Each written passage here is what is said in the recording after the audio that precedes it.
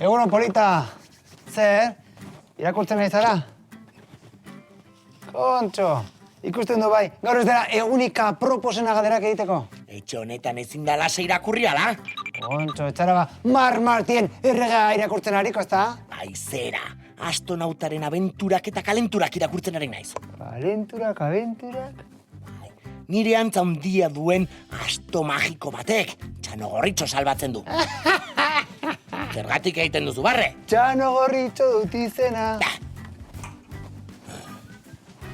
Egunon, Asto. Egunon, Zerrari zara irakurtzen? astronautaren abenturak eta kalenturak. Nik bezalaxe astronauta izena duen asto magiko bat da, liburuko protagonista. Eta zer egiten du Asto magiko horrek? Oraingoan, 3 txerrikumeak salbatu ditu. Barre, txalo egin beharko zenuke. Ai, nor da otxoaren beldur, otxoaren beldur. Goizean goizetik irakurtzen? Ez, makarroia prestatzen.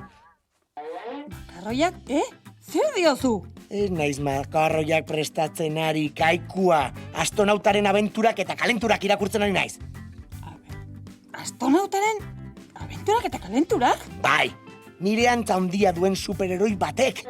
Txanogorritxu 3 txerrikumeak salbatu ditu. Txanogorritxo eta 3 txerrikumeak salbatu? Bai, eta orain, Edurne zuri esnatzera doa.